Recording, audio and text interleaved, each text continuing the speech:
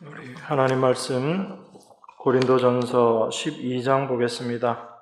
고린도전서 12장 12절에서 20절까지 교독하겠습니다. 고린도전서 12장 12절입니다. 몸은 하나인데 많은 지체가 있고 몸의 지체가 많으나 한 몸임과 같이 그리스도도 그러하니라. 우리가 유대인이나 헬라인이나 종이나 자유자나 다 한 성령으로 세례를 받아 한 몸이 되었고 또 다 한 성령을 마시게 하셨느니라. 몸은 한 지체뿐 아니요 여럿이니 붙지 아니하였다 할지라도 이로 인하여 몸에 붙지 아니한 것이 아니요 또 귀가 이르되 나는 눈이 아니니 몸에 붙지 아니하였다 할지라도 이로 인하여 몸에 붙지 아니한 것이 아니니 만일 온 몸이 눈이면 듣는 곳은 어디며 온 몸이 듣는 곳이면 냄새 맡는 곳은 어디뇨. 그러나 이제 하나님이 그 원하시는 대로 지체를 각각 몸에 두셨으니 만일 다 한 지체뿐이면 몸은 어디뇨. 같이 읽겠습니다. 이제 지체는 많으나 몸은 하나라. 저희가 지난 시간에 교회가 어떤 곳인가에 대해서 잠시 생각을 했습니다. 교회는 비록 우리 사람들이 모여 있는 곳이지만 육적인 곳이 아니라 영적인 곳이다라고 그렇게 말씀드렸습니다. 그래서 그 교회 하나님의 백성들 성령을 받은 자들을 이야기하면서 12장 3절에서는 내가 너희에게 알게 하노니 하나님의 영으로 말하는 자는 누구든지 예수를 저주할 자라 하지 않고 또 성령으로 아니하고는 누구든지 예수를 주시라 할 수 없느니라 이렇게 이야기하는 것을 생각했습니다. 우리가 예수님을 주다라고 그렇게 이야기하고 예수님을 저주하지 않는다라는 것이 너무나 당연하게 생각이 되기 때문에 우리는 다 그러하다라고 생각하지만 사도가 너희들이 신령한 것에 대해서 알기를 정말 원한다라는 이 말씀의 의미를 우리가 올바로 안다면 우리가 예수님을 저주할 자로 바라보지 않고 또한 예수를 주다라고 이렇게 할 수 있는 것 자체가 바로 하나님의 은혜다라는 것을 우리가 생각할 수 있습니다.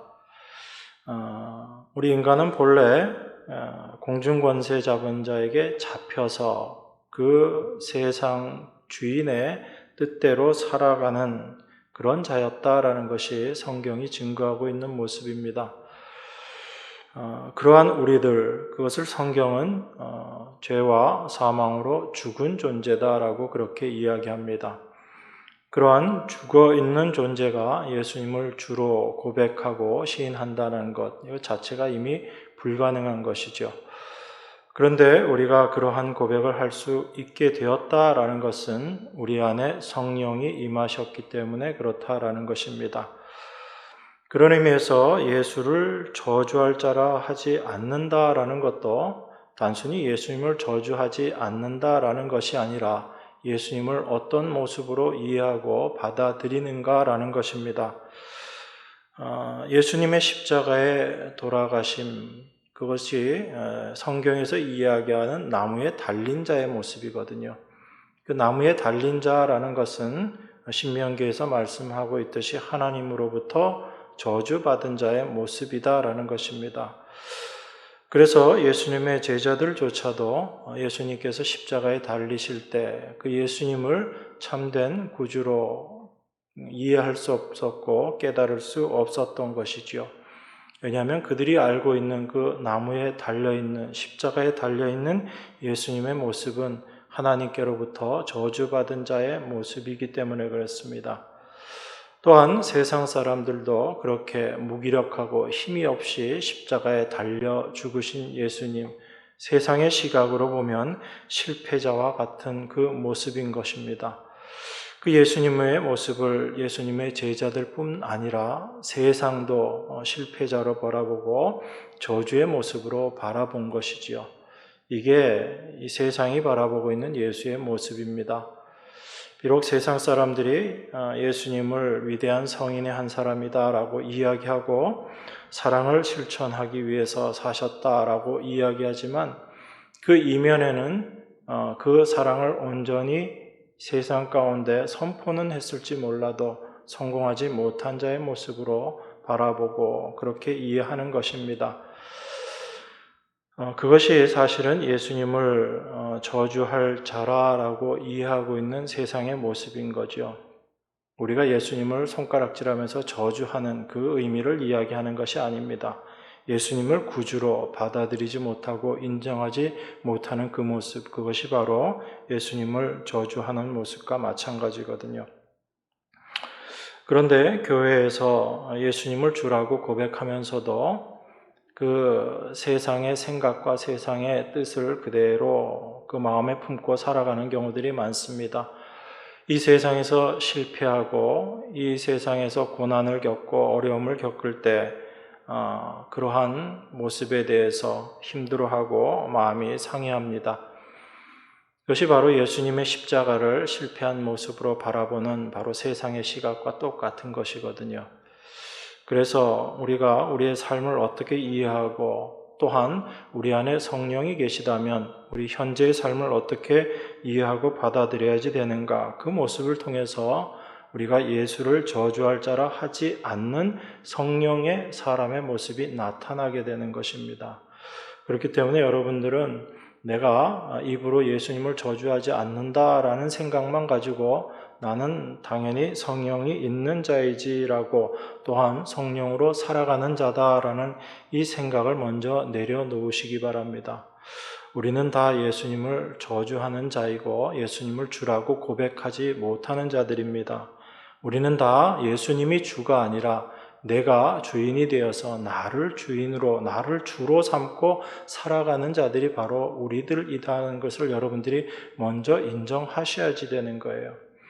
그런데 그러한 우리가 나를 주인으로 삼는 그 모습에서 이제 예수님을 구주로, 예수님을 주인으로 삼는 그 삶의 모습이 나타난다면 그것은 내가 하는 것이 아니요 내 안에 계신 그리스도 하나님의 영 성령께서 하시는 일이다라는 것을 우리가 확인할 수 있게 되는 것입니다.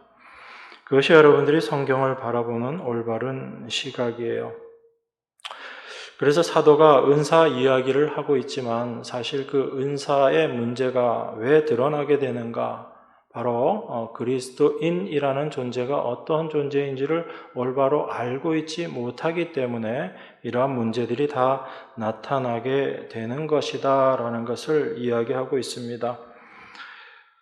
12장 7절에 보면 각 사람에게 성령의 나타남을 주심은 유익하게 하려 하심이라 라고 그렇게 이야기합니다. 여기서 유익하게 한다라는 것을 우리들은 내 자신을 유익하게 한다라고 그렇게 생각하기 쉽습니다. 물론 직접적으로는 이야기하지 않겠지만 그 내포된 의미 속에 자기 자신을 포함시키려고 합니다. 그런데 여기서 유익하게 한다라는 것은 그 여러분 각자를 유익하게 함이 아니라 몸을 유익하게 함이다라는 것입니다. 그래서 4절, 5절, 6절에서 은사는 여러 가지나 성령은 같고 직임은 여러 가지나 주는 같으며 또 역사는 여러 가지나 모든 것을 모든 사람 가운데서 역사하시는 하나님은 같다라고 이야기합니다. 은사가 여러 가지지만 성령이 같고 직임도 여러 가지지만 주는 같고 역사하는 그 역사, 사역들은 여러 가지지만 그 가운데 역사하시는 하나님은 같다. 다 다르지만 같다라고 이야기합니다. 이 같음의 의미가 무엇인지 여러분들이 잘 이해해야지 됩니다. 근데 이걸 이해하지 못하면 차이를 생각하게 되고 그 차이라는 것 통해서 어떤 불공평을 받아들이게 되고 그것이 불만이 되고 원망이 되고 경쟁이 되는 것입니다. 그러니까 몸된 교회의 지체로서 살아가는 것이 무엇인가에 대해서 바울이 이야기하는 그 몸에 대해서 우리가 좀 정확하게 알아야지 됩니다. 우리는 다 몸과 지체를 이야기하면 자연히 알고 있다라고 스스로 그렇게 생각합니다. 워낙 많이 들었기 때문에 그래요. 근데 바울의 말을 자세히 살펴보면 우리가 생각하는 그런 몸, 그런 지체가 아니다라는 것을 우리가 볼 수 있습니다. 바울은 교회를 그리스도의 몸으로 이야기합니다. 바울이 아주 귀중한 것을 이야기하고 있거든요. 12절에 보면 오늘 읽은 본문 12절이 이렇게 이야기하죠. 몸은 하나인데 많은 지체가 있고 몸의 지체가 많으나 한 몸인과 같이 그리스도도 그러하니라 라고 그렇게 이야기합니다. 여러분 이 말씀 보면서 자연스럽게 이해하시잖아요. 무슨 말인지 아신다라고 생각하실 겁니다. 자, 몸에는 여러 지체가 있습니다. 여러분 몸에 손 있죠? 발 있죠? 뭐 다 있잖아요. 그죠? 이 손에 손가락 뭐 이렇게 다 있고, 머리도 있고, 귀도 있고, 코도 있고, 입도 있고, 다 있습니다. 그래서 그런 걸 지체라고 생각하고, 그 전체를 몸이다라고 생각하는 그 생각 너무나 자연스럽고 여러분들이 잘 이해하고 있는 거예요. 또한 이 각각의 지체들은 이 머리를 통해서 온몸이 서로 연결되어 있다라는 것 여러분들 늘 일상적으로 느끼시잖아요. 그죠? 그래서 이건 맞는 얘기지 자연스럽게 여러분들이 이해하고 있다라고 그렇게 생각합니다. 그래서 그 몸의 관계를 교회에 적용해서 이해하는 것 이건 이렇게 쉬운 일입니다. 그렇게 어렵다라고 생각하지 않아요. 근데 문제는 뭐냐면 우리가 그렇게 잘 알고 있고 쉬운 관계라고 생각하는 몸과 지체의 관계가 바울이 이야기하는 그 몸과 지체의 관계로 들어가면 도무지 내가 지체가 아닌 것처럼 느껴지는 그런 것들을 여러분들이 경험하게 된다고요. 우리 12장 26절 한번 볼까요?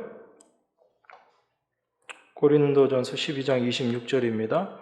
만일 한 지체가 고통을 받으면 모든 지체도 함께 고통을 받고 한 지체가 영광을 얻으면 모든 지체도 함께 즐거워하나니 이게 몸과 지체의 관계에 대해서 바울이 이야기하고 있는 거거든요. 그럼 여러분들을 한번 생각해 보세요. 한 지체가 고통받으면 모든 지체도 함께 고통을 받고 정말 그런가요? 여러분들 정말 그러세요? 제가 이렇게 여쭤보니까 좀 대답하시기가 좀 민망하시죠. 고통을 좀 느낄 수는 있을 것 같아요. 그런데 똑같은 고통은 아니잖아요. 그죠? 이 교회라는 이 공동체를 떠나서 가정으로 들어가서 생각해 보세요. 가정도 한 몸입니다. 한 몸이라고 우리가 이야기하고요. 특별히 뭐 부부, 아예 성경은 아예 대놓고 이야기하죠. 둘이 한 몸을 이룰지로다. 그렇게 이야기하고 있거든요. 부부가 한 몸이란 이야기입니다. 그게 그리스도 안에서의 부부의 모습이거든요. 그런데 부부 중에 한 사람이 아프면, 가족 중에 한 사람이 아프면 그 똑같은 고통을 내가 경험합니까? 물론 자녀가 아프면 부모 입장에서 그 고통을 내가 대신 당해주고 싶다라는 그런 간절함은 있어요. 그건 그 자녀를 사랑하기 때문에 그런 마음들이 생기는 것입니다. 그렇다고 해서 그 자녀가 당하는 것과 똑같은 고통을 내가 당하는 건 아니잖아요.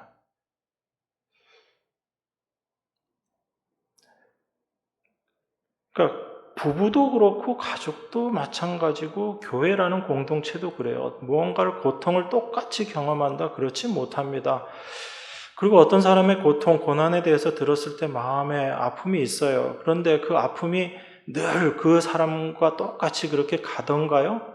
안 그렇잖아요. 그때 그 기억날 때는 그것을 생각하지만 어느 순간 내 일을 하다 보면 그것도 다 잊어버리잖아요. 그래서 제가 가끔 어떤 분에 대해서 제가 기도해 드리겠습니다라고 이야기할 때 그렇게 이야기해요. 제가 생각날 때마다 기도하겠습니다. 그렇게 말씀드려요. 그게 맞는 말이기 때문에 그렇습니다. 늘 기도 못 하거든요. 또 하나님이 가르쳐 주셔야지 또 기도도 되어지고 생각이 나더라고요. 어쨌든 우리가 26절 같은 말씀 보면서 이렇게 안 되는 내 모습을 자꾸 보거든요. 지체가 고통을 당하는데 그 고통이 내 고통이 아니라 남의 고통처럼 그냥 그렇게 느껴질 때가 오히려 많습니다. 그 다음에 그 반대의 경우죠. 한 지체가 영광을 얻으면 모든 지체가 함께 즐거워한다 그러는데, 사실 한 지체가 영광을 얻으면 내 마음에 나도 기쁘다, 막 즐겁다 이렇게 되던가요? 물론 가까운 분이나 뭐 그러면 또 좋지만, 나하고 별로 사이가 안 좋은 사람인데 그렇다 그러면 이게 같이 즐거워하는 게 아니고 시기가 생기죠. 질투심이 생기고. 그게 우리 본질이거든요. 그러니까 여러분들이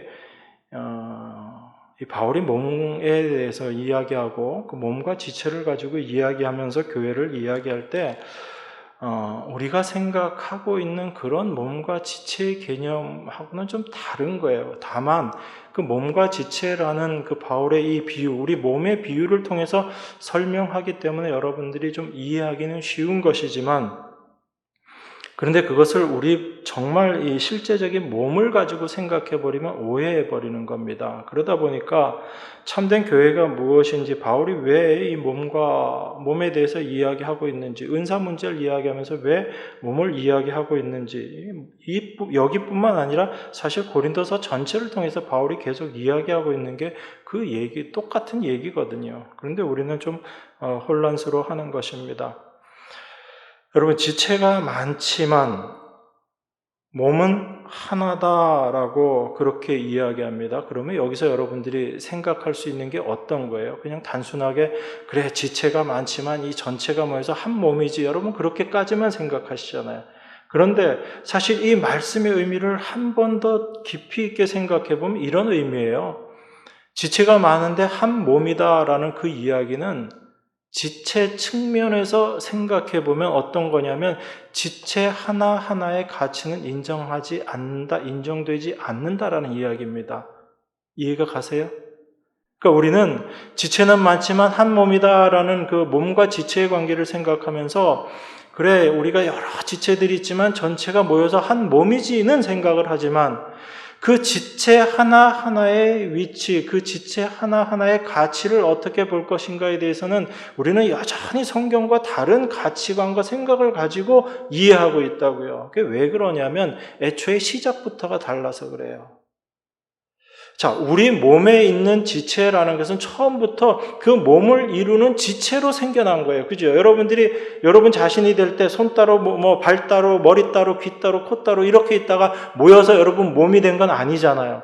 애초에 여러분들은 몸으로 나타났거든요. 그 몸에서 지체들이 나타나고 나온 거예요. 그러다 보니까 이게 자연스럽게 내 몸, 한 몸을 이루는 지체다라는 생각을 하고 있는 거죠.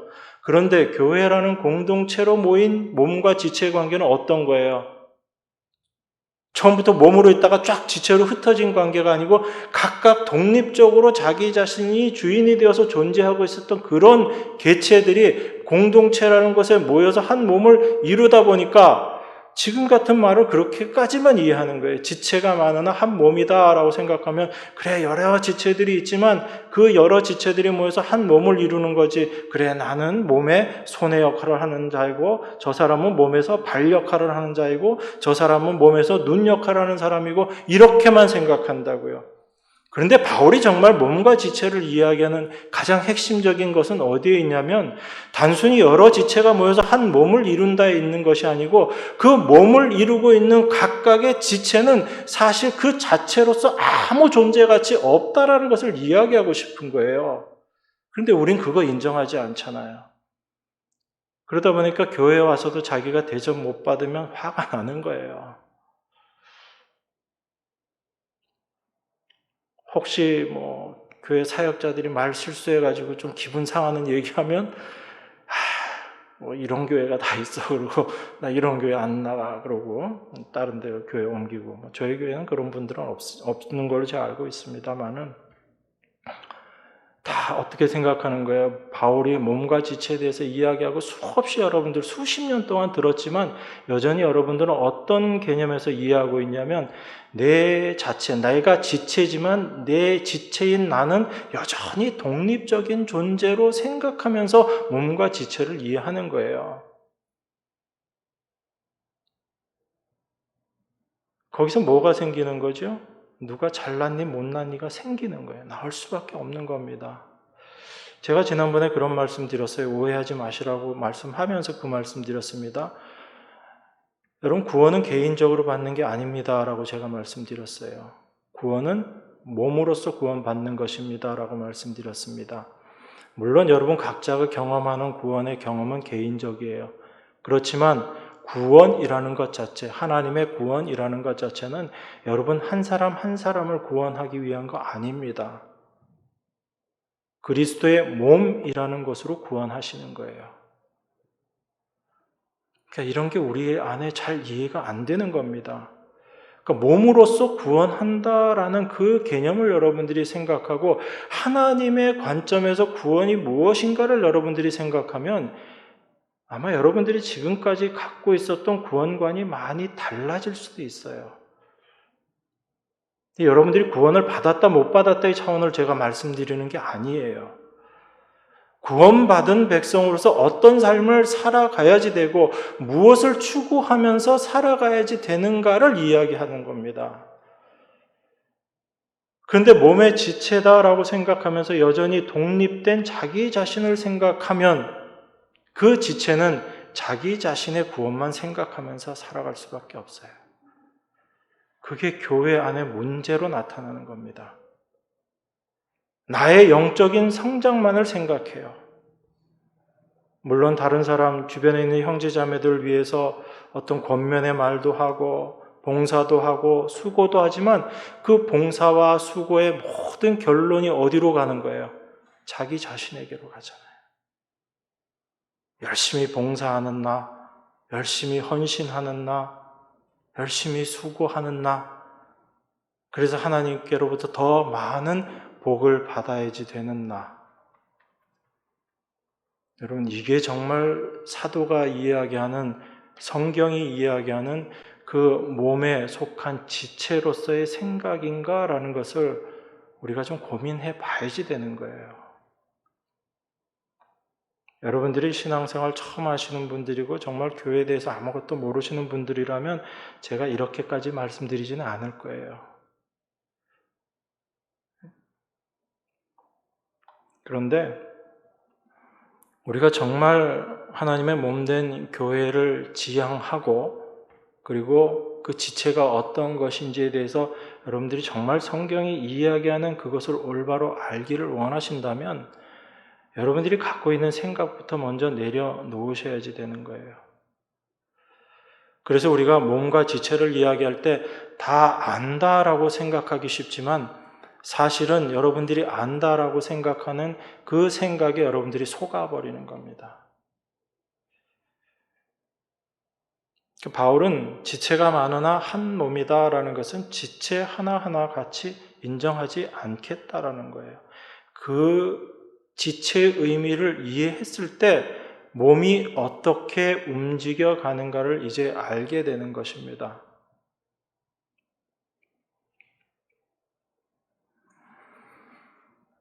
그러니까 현실의 우리 몸과 바울이 말하는 이 몸의 관계를 통해서 여러분들이 분명히 이해하셔야지 되는 거죠. 그걸 이해하지 못하면 우리가 단순히 이 몸과 지체를 이야기하면서도 잘못된 오해된 생각으로 이해할 수 있다라는 것입니다.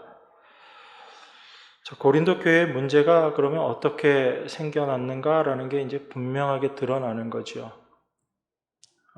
하나님께서 고린도 교회에 은사들을 풍성하게 넘치게 주셨습니다. 근데 은사를 주신 목적도 곰곰이 생각해 보면 이게 자랑할 게 못 되는 거거든요. 그러니까 그 사람이 잘나고 똑똑하고 능력이 있어서 은사 준 게 아닐 거잖아요. 그러니까 은사를 주시지 않으면 도저히 그 사람은 몸의 지체로서 역할을 못하기 때문에 하나님이 은사를 주신 거예요. 그렇게 생각하세요, 여러분. 오히려 그게 맞습니다. 저 사람이 부족하기 때문에 하나님이 은사라도 줘서 그 몸의 지체로서 역할을 하게끔 하신 거예요. 저는 제 자신을 보면서 그 생각을 많이 해요. 맞다. 그 말이 맞다. 그 생각 많이 합니다. 제가 목사가 안 됐으면 여러분만큼의 그런 신앙인의 모습도 못 갖췄을 것 같다는 생각이 많이 들어요.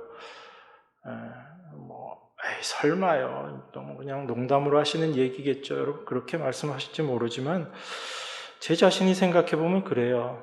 정말로 하나님이 저를 목사로 이렇게 목회자로 세우지 않았으면 내가 정말 이렇게 신앙생활을 열심히 잘 했을까? 신앙생활 잘하고 못하고를 떠나서 정말 열심히 매주 교회 나올까? 제가 주일날 아침에 8시에 나오는데 9시 예배이기 때문에 8시에 나와서 좀 미리 준비하고 이렇게 하는데 제가 이렇게 나오겠습니까? 그냥 대예배 한번 참석하는 걸로 만족하고 일 있으면 주일날 빠지기도 하고 아마 그러지 않았을까 저 스스로 생각하는데 그래서 저는 하나님께서 저를 이렇게 부르신 게 그나마 부르셔서 저로 하여금 이 몸에 붙어있게 하신 거다. 그런 생각이 듭니다.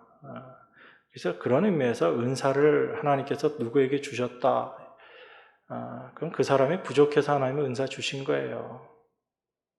그게 맞습니다. 그래서 연약한 것을 더 생각하시고 챙기시는 그 하나님의 모습인 거예요. 그런데 그거 모르니까 은사 받은 자기 자신이 대단해가지고 은사 받은 걸로 생각하고 자랑한 겁니다. 그 자랑하다 보니까 나는 이런 은사 받았는데 어떤 사람은 저런 은사 받은 거예요. 나는 방언을 하는데 저 사람은 병 고치는 은사를 받았더라. 그러니까 어떤 은사가 더 귀하지? 이게 이제 서로 다툼이 생기는 거죠. 자, 여러분 이게 지체의 모습이에요? 아니죠.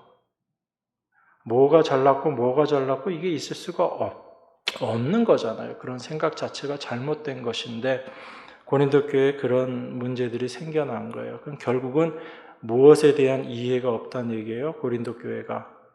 그들이 십자가 복음을 듣고 바울로 말미암아 복음을 듣고 하나님의 자녀가 됐지만 몸이 무엇인지에 대해서 올바른 지식이 없는 겁니다.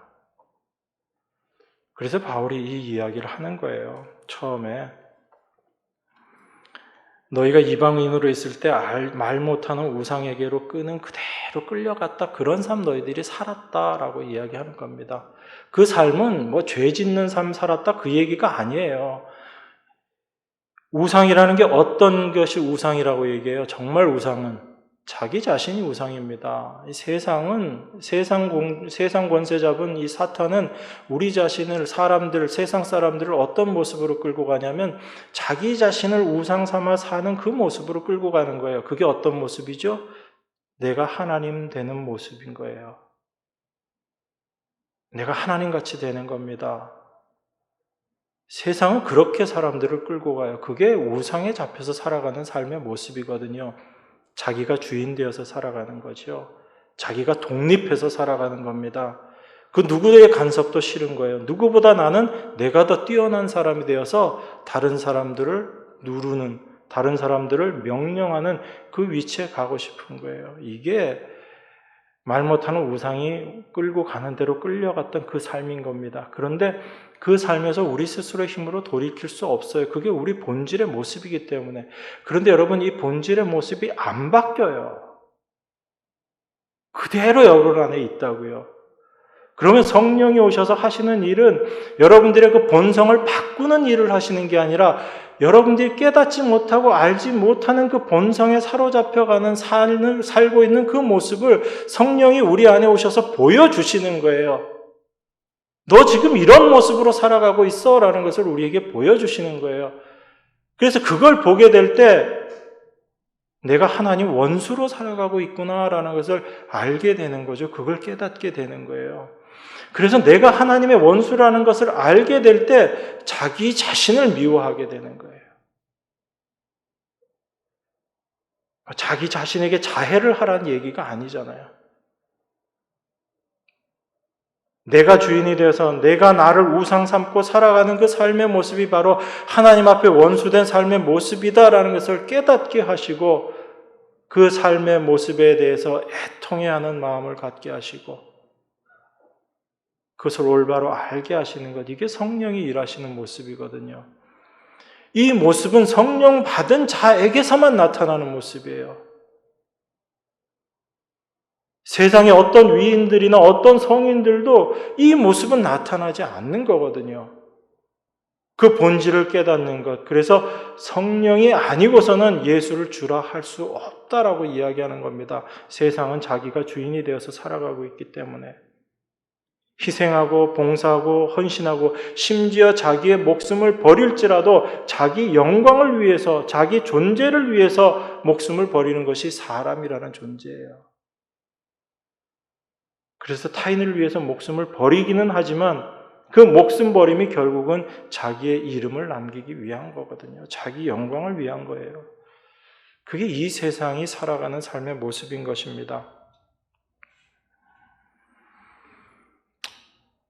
그래서 인간의 본질이 어떠한지를 알게 되는 것, 이건 성령이 아니면 절대 알 수 없는 겁니다. 우리가 이론적으로는 어떻다 말할 수 있을지 몰라도 실제 내 모습이 어떠한지를 철저하게 깨닫고 그 속에 있는 본질을 볼 수 있게 되는 것은 절대 사람의 능력이 아닌 거예요. 하나님이, 우리를 창조하신 하나님이 우리 안에서 우리의 죄악된 모습을 보여주실 때만이 우리가 알 수 있게 되는 것입니다. 그래서 회개라는 거는요, 우리가 의지적으로 내가 이런 죄 지어서 마음이 아프다, 그 차원에서의 회개가 아닌 거예요. 그래서 참된 회개는 성령께서 그 모든 일들을 주관하시는 것입니다. 그래서 우리가 예수님을 믿는다라는 것도 우리의 신념과 의지가 아니잖아요. 내가 아무리 믿고 싶다고 해서 믿어지던가요? 아니죠. 어느 날 그 하나님의 영이, 그리스도의 영이 내 안에 들어오셔서 하나님의 말씀을 알게 하시고 하나님의 말씀 밝히 보여주심으로 말미암아 내가 어떤 존재인지 깨닫게 되고, 이런 나를 위해서 예수님께서 십자가에 달려 죽으신 것이구나라는 것을 알게 될 때 내 죄가 다 용서되었다는 것을 우리가 고백하고 깨달을 수 있게 되는 거죠. 그냥 예수님이 십자가에서 우리의 모든 죄, 과거, 현재, 미래 모든 죄를 용서해 주시기 위해서 돌아가셨습니다. 믿으세요? 네, 믿습니다. 구원받았습니다. 이게 아니라고요.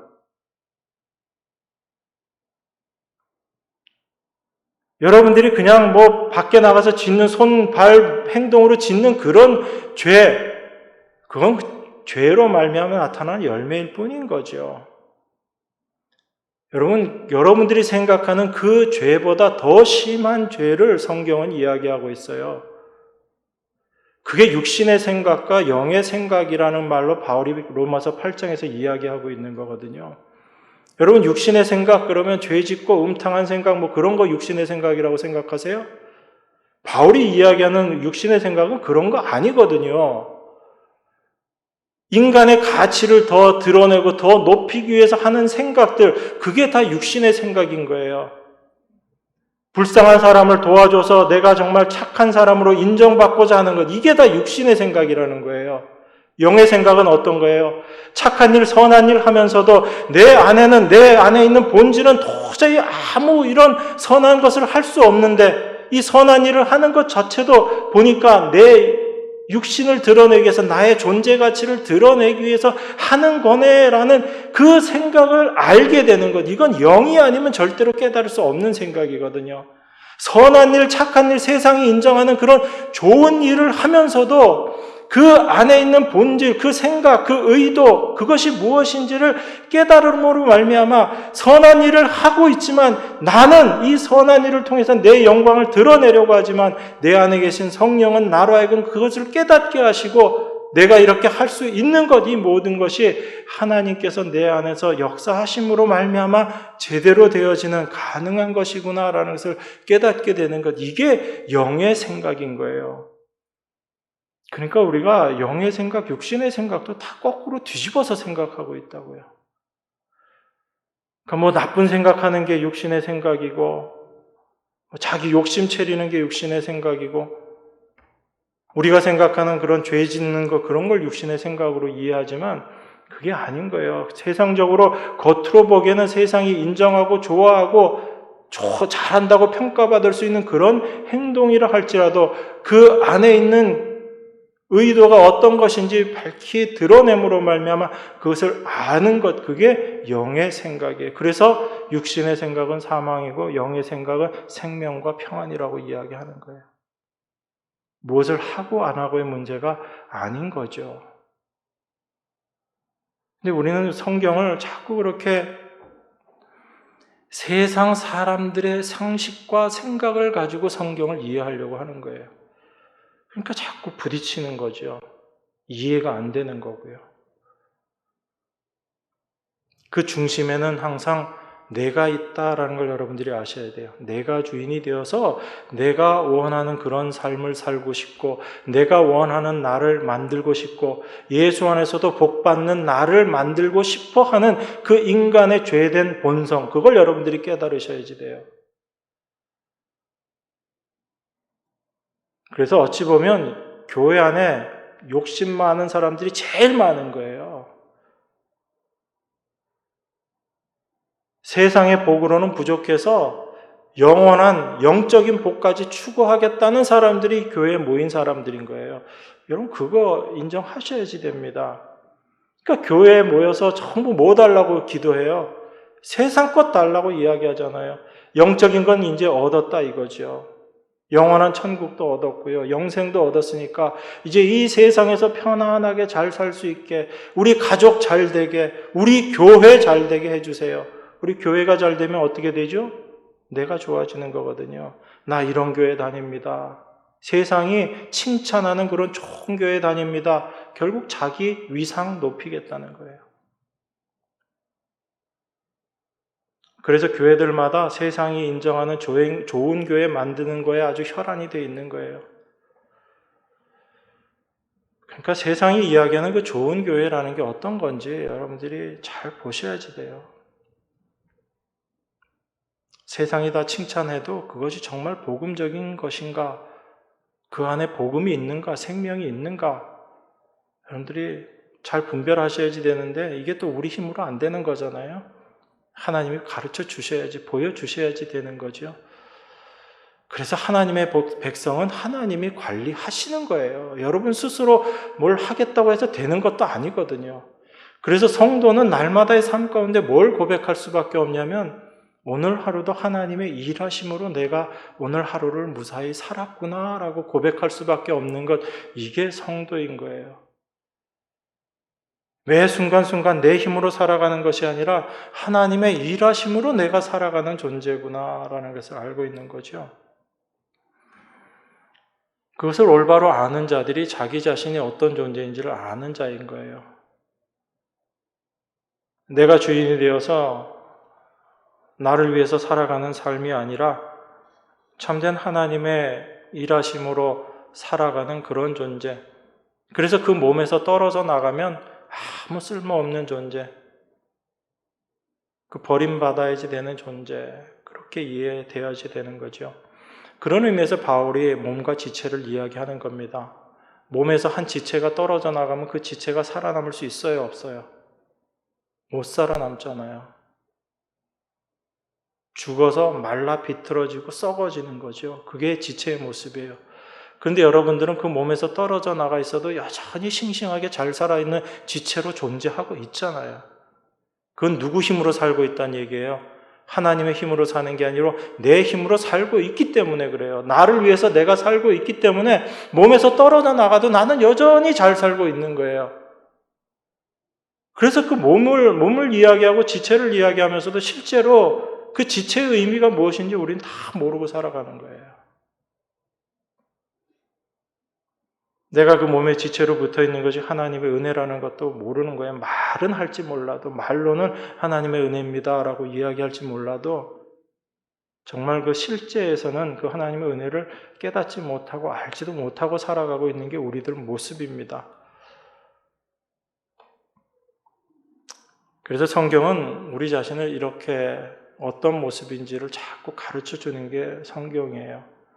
그래서 성경을 통하지 않고 하나님의 계시의 말씀을 통하지 않고는 절대로 내가 어떤 존재인지 알 수 없다라는 것이 정답이에요.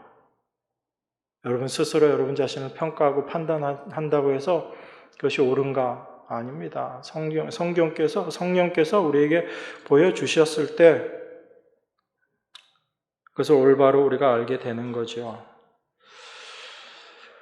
13절 이렇게 얘기합니다. 우리가 유대인이나 헬라인이나 종이나 자유자나 다 한 성령으로 세례를 받아 한 몸이 되었고 또 다 한 성령을 마시게 하셨느니라. 이렇게 이야기합니다. 유대인이나 헬라인이나 종이나 자유자나 다 한 몸이다. 그렇게 이야기하죠. 여러분 이 말씀 보면서 맞아, 다 맞지 그렇게 얘기하지만 유대인과 헬라인의 관계, 유대인과 이방인의 관계잖아요, 그죠? 유대인들이 이방인을 어떻게 봤죠?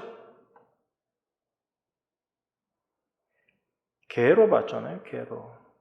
같이 상종 못할 존재로 본 거예요. 이건 지금 시대에서는 여러분들이 잘 이해가 안 될 수도 있어요. 우리도 이방인이니까. 이방인인 입장에서 우리를 개라고 인정하는 게 별로 이렇게 썩 기분 좋은 일은 아니니까. 근데 종이나 자유자나라고 이야기합니다. 종이나 자유자나 어떤 의미죠? 노예하고 주인이란 이야기예요. 그죠? 똑같습니까? 정말 똑같다는 생각이 들어요? 한 몸이다라는 생각이 듭니까? 그 생각이 안 되어지는 게 우리들 모습이잖아요. 그런데 교회는 하나이고 한 몸의 관계다라고 이야기합니다. 이걸 사도가 한 성령으로 세례를 받아 한 몸이 되었고 다 한 성령을 마시게 하셨다라고 이야기합니다. 이 한 성령으로 세례를 받았다라는 그 세례받음, 세례라는 게 어떤 거예요? 죽음을 내포하는 거죠. 세례는 1차적으로 죽음을 이야기하는 겁니다. 그런데 그 한 성령으로 세례받은 자라는 얘기예요. 그러니까 성령이 임하시면 우리 안에서 그 세례가 있게 되는데, 성령 임하시면 성령 세례라고도 우리가 일반적으로 또 이야기를 하긴 하니까, 그렇게 됐을 때 그 세례의 의미를 조금 더 생각해 보면 성령은 우리를 그 세례의 자리, 죽음의 자리로 우리를 이끈다는 얘기예요. 그렇게 돼서 성령을 마심으로 말미암아, 성령으로 말미암아 우리가 한 몸 된 관계다라는 것을 깨닫게 되는 거죠. 내 힘으로 한 몸 되는 그런 존재가 아니다라는 것입니다. 그래서 우리가 이 성경을 보면서 이 성경을 통해서 내 자신이 어떤 존재인가를 좀 더 이해를 해야지 됩니다. 사람이 근본적으로 하나가 되는가? 하나가 될 수 없는 게 사람이라는 존재거든요. 제가 아까 가족들, 부부에 대해서도 이야기했지만 부부가 한 몸이 되던가요? 같은 목적을 가지고 살아갈 때는 한 몸인 것처럼 느껴지죠. 그런데 어느 날 그 부부가 싸우고 다툼이 생기고 할 때는 어떤 경우에 그렇게 되죠? 상대방이 내 행복을 위해서 수고하지 않게 된다. 그러니까 부부로 만나는 것 자체가 결국은 어떤 거예요? 나의 행복을 위해서 상대방을 고르는 거잖아요. 여러분 결혼하셨는데 행복하지 않기 위해서 결혼하신 분 계세요? 여기 나는 행복하지 않으리라. 그래서 나는 결혼하리라. 그런 분 계세요? 없잖아요. 다 자기 행복을 위해서 결혼한 거죠. 그러니까 성경이 이야기하는 둘이 합하여 한 몸이 될지라 이거하고 전혀 다른 거예요.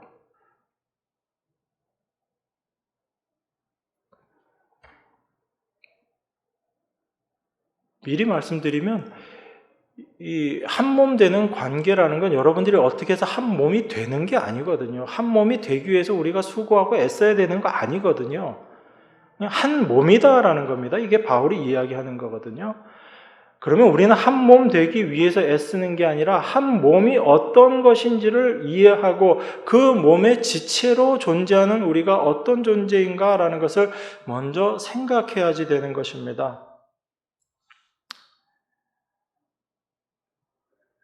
이 몸과 지체에 대해서는 제가 오늘 하루에 다 말씀드릴 수 없기 때문에 다음 주까지 이어서 말씀을 드릴게요. 제가 오늘 준비한 내용도 절반도 지금 얘기를 못해서 다음 주에 조금 더 심도 깊게 말씀을 드리긴 하겠지만 기본적인 여러분들의 생각을 좀 우리가 바꿔 놔야지 됩니다. 그걸 우리가 이해하지 못하면 이 몸과 지체에 대해서는 절대 이해 못하고 그러면서도 나는 다 안다라고 생각하고 그렇게 살아갈 수 있어요. 사람은 근본적으로 하나가 될 수 없습니다. 이게 우리 인간의 죄된 본성이 바뀌지 않기 때문에 그래요. 그러니까 우리가 복음을 알았다라는 것은 그 복음을 깨달음으로 말미암아 우리의 본성이 바뀌는 게 아니라 우리 본성이 어떤 것인지를 알게 된다는 이야기예요. 그로 말미암아 다른 행동들이 나오는 건 그건 하나의 열매적인 모습인 거죠. 그걸 우리가 올바로 좀 이해하는 게 필요합니다. 그래서 이 교회가 한 몸이 된다라고 그렇게 이야기할 때 우리가 생각하는 그런 이상적인 어떤 교회를 머릿속에 두고 염두에 두면서 우리가 하나가 되어야지 된다. 그렇게 여러분들이 생각하지 마시라는 겁니다. 사도가 이야기하는 너희는 지체로서 한 몸이다라는 것은 이미 하나님께서 한 몸의 관계로 우리를 부르셨고 한 몸 되게 하셨다라는 거예요. 그러면 그 몸의 지체로서 살아가는 그 지체의 모습은 어떤 것인가? 거기서 가장 핵심적인 게 아까 말씀드렸던 그 지체가 자기의 독립성을 주장하고 자기 존재의 독립을 위해서 수고하고 애쓰는 건 절대 지체의 모습이 아니다라는 것을 이야기하는 겁니다. 그래서 내가 어떤 모습으로 있든지 그것이 나의 자랑일 수 없다라는 것이 바울이 이야기하는 몸과 지체의 관계에서 이야기하는 거거든요. 그런데 그걸 알지 못하면 지체는 지체인데 독립된 지체가 되어버리는 거예요. 이게 우리가 육신으로 모였을 때, 육신으로 몸을 이루고 있을 때 그 모습이 되는 거예요. 근데 진짜 몸은 어때요? 독립된 개체가 모이는 게 아니잖아요. 그냥 지체인 거예요. 원래 몸으로 태어나서 지체로 존재하는 거예요. 근데 이 지체가 떨어져 나가면 그냥 버려지는 거고, 쓸모 없어지는 거고, 죽어버리는 거예요.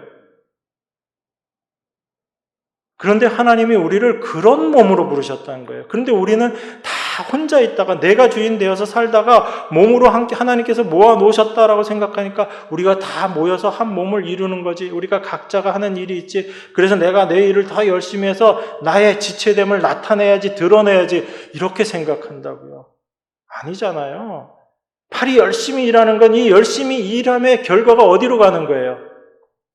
몸으로 가는 거예요. 몸으로. 팔이 빈둥빈둥거리고 일 안 하면 팔 혼자 비난받는 게 아니라 몸이 비난받는 거예요. 그러니까 각각의 지체에 어떤 독립성이나 그런 건 없는 겁니다. 그게 바울이 우리 몸을 비유를 해서 이야기하는 그 지체의 의미인데 우리는 안다라고 생각하면서도 내가 독립된 개체로 있기 때문에 그 말대로 안 되는 내 모습을 자꾸 보는 거예요. 그러니까 형제들의 고통, 그런 것들도 같이 기도해주고 권면은 해주지만 정말 내게 안 되고, 물론 어떨 때는 정말 내 안에 그 마음, 애통하는 마음을 하나님께서 주실 때가 있거든요. 그래서 기도하기도 하지만 그것을 일상적인 모습으로 자꾸 우리가 이해하려고 하는데 문제가 생기는 겁니다. 그러니까 여러분들이 생각하는 여러분 머릿속에 있는 그런 좋은 교회 있죠. 그걸 먼저 내려놓으세요. 성경은 그런 교회 이야기하고 있지 않거든요.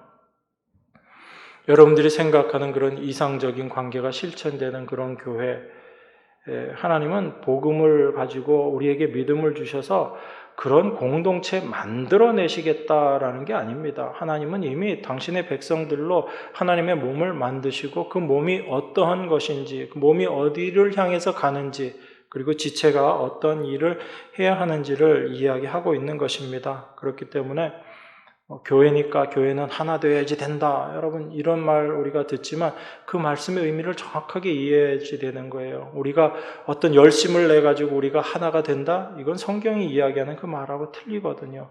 우리가 언제 하나 될 수 있죠?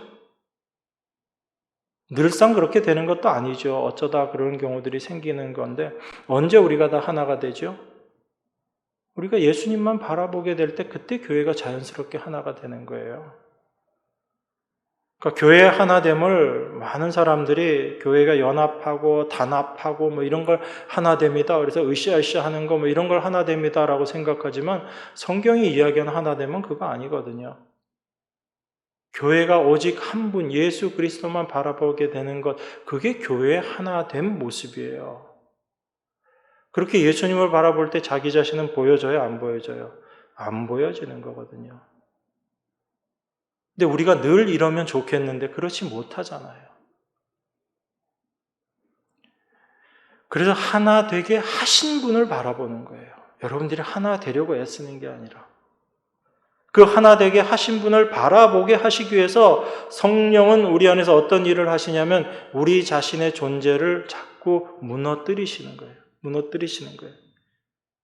그래서 여러분 자신을 부인하게 만드시는 그 자리로 성령이 끌고 가시는 겁니다. 내가 죽은 자 맞구나. 나는 죽을 자일 뿐 아니라 내가 죽은 자 맞구나. 내가 사망의 몸 맞구나. 나에게서는 그 사망의 냄새, 죽음의 냄새밖에 나오지 않는 게 바로 내 모습이구나. 그것을 알 때 이 사망의 몸에서 누가 나를 건져낼 거라는 그 고백이 나오게 되는 거죠. 그 고백을 통해서 우리 주 예수 그리스도로 말미암아 내가 기뻐하리로다. 그 주님이 비로소 보이는 거예요. 그러니까 여러분들이 주님 보고 싶다고 해서 보여지는 것도 아니죠. 그러니까 성령의 하나 되게 하신 것을 힘써 지키라는 말은 여러분들이 열심히 해가지고 하나 되게 하신 것을 우리가 흩어지지 않게 해서 더 꼭 붙잡고 이거 아닌 거예요. 성령의 하나 되게 하심을 힘써 지키라는 것은 성령의 하나 되게 하시는 그것을 우리가 믿음으로 바라보고 성령의 일하심을 여러분들이 인정하고 고백하라는 이야기예요. 다른 말로 하나님의 일하심을 고백하라는 이야기입니다. 그러니까 여러분들이 힘쓰고 애써서 할 게 없는 거예요. 그런데 힘써 지키라 하면 그냥 여러분들이 해야지 된다라고 생각부터 하고 할까 못할까 그리고 나선 다 못한 것밖에 없으니까 집에 가서 회개해도 그런 거 갖고 회개하는 거예요. 그러니까 우리가 성경을 자꾸 이렇게 오해하게 되는 겁니다. 성령이 일하신 걸 우리가 믿음의 눈으로 올바로 바라보는 것, 이게 힘써 지키는 것이고 그것이 내 안에서 일하시는 하나님의 일하심을 인정하고 고백하는 거거든요. 그러니까 여러분들이 뭔 일을 해가지고 이루어낼 수 있는 게 아무것도 없는 거예요. 성도의 삶에 있어서는. 세상 사람들의 삶은요, 열심히 하고 수고하고 애쓰면 그만큼의 어떤 결과들이 나오는 게 있는 거예요. 그런데 성도는 열심히 하면 할수록 하나님의 일을 망치는 거예요. 여러분들이 여러분들을 스스로 뭔가를 하겠다고 하면. 그래서 안식이라는 모습 하나님께서 이 세상을 창조하실 때 어떻게 하신 거예요? 인간이 뭔 일을 못하게 인간을 창조해 버리셨잖아요. 왜? 어떻게? 하나님이 다 해놓으시고 그리고 나서 인간을 창조하셨잖아요. 만약에 여러분들이 뭔가를 해야지 되는 존재라면 애초에 인간이 그런 존재로 피조를 받았다면 하나님 좀 일찍 창조하셨어야죠. 그리고 하나님 일하시면서 너 이거 해 해가지고 하나님이 사람으로 하여금 뭔가를 시키셔야죠. 근데 하나님이 그렇게 창조 안 하셨잖아요.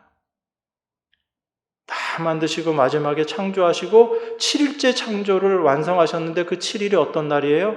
안식의 날이에요. 그러니까 안식까지가 하나님의 창조 안에 들어가는 건데 인간은 그 창조 안에 들어가는 존재, 안식 안에 들어가는 존재로 창조된 거죠. 피조된 거죠. 그러니까 인간이 할 일은 뭐밖에 없는 거예요? 하나님의 일하심을 마음껏 드러내는 것. 하나님의 일하심을 기뻐하는 것. 하나님의 일하심을 마음껏 누리는 것. 이게 인간의 할 일인 거예요. 근데 사탄은 어떻게 하죠? 그렇게 얘기하지 않잖아요. 뭘 하라고 자꾸 이야기하죠? 너 그래서 되겠냐라고 이야기하죠? 그래서 사탄이 와서 꼬시는 거잖아요. 아담과 하와를 유혹한 그 모습이 그거지요. 너 저거 따먹으면 너도 하나님처럼 돼. 인간에게 뭔가 지금보다 나은 어떤 자리가 있다라는 것을 사탄이 유혹으로 준 거잖아요. 단순히 선악과 따먹으라는 얘기가 아니죠. 지금 현재 있는 모습이 완전한 모습이 아니고 이게 지금 뭔가 불완전하고 지금보다 더 좋은 위치가 있다라고 사탄이 인간의 마음속에 집어넣어 준 거잖아요. 거기에 넘어간 거죠. 그러니까 신앙생활하면서도 사탄의 유혹이라는 건 어떻게 다가오냐면 너 지금보다 더 나은, 더 신앙 좋은, 더 믿음 좋은 사람 돼야지. 그렇게 유혹한다고요. 지금 있는 여러분들의 위치가 하나님이 주신 안식의 위치, 평강의 위치, 하나님이 모든 것을 다 이루어 놓으신 그 위치라는 것을 인정하지 못하게 하는 것이 사탄의 말인 거예요. 그러니까 여러분들 스스로 생각해 보십시오. 신앙생활 하면서 내가 정말 하나님이 다 이루신 예수 그리스도의 십자가로 완성된 그 세계 속에서 내가 안식하면서 살아가고 있는가? 아니면 뭔가 그 안에서 내가 더 이루어야지 되는 그 위치를 생각하면서 살아가고 있는가? 지금보다 더 신앙 좋고 믿음 좋은 나? 지금보다 나 더 거룩해져 있는 나? 그런 나를 위해서 여러분들이 신앙생활 하고 있는가? 너무나 분명하죠. 세상은 인간이 열심을 내면서 살아가는 것 절대로 반대하지 않습니다. 그런데 성경은 그렇게 얘기하지 않거든요. 성경은 인간의 열심이 아닌 하나님의 열심, 하나님의 일하심을 올바로 깨달으라라고 이야기하는 것이 성경입니다. 여러분들이 성경을 올바로 보셔야죠. 그래서 성령께서 우리 안에서 역사하시는 거예요. 그런데 자꾸 내 육신의 생각을 가지고 하나님을 바라보고 이해하려고 하고 성경을 이해하려고 하고 내 자신을 자꾸 내가 원하는 그 모습 만들어가기 위해서 수고하고 애쓰다 보니까 성경과는 상관없는 모습으로 가게 되고 그게 바로 고린도 성도들의 모습이다라는 걸 바울이 지금 이야기하고 있는 겁니다. 그 성경이 이야기하는 인간의 존재, 인간의 모습이 어떠해야 하는지를 여러분들이 말씀을 통해서 더 분명히 깨닫기를 원합니다.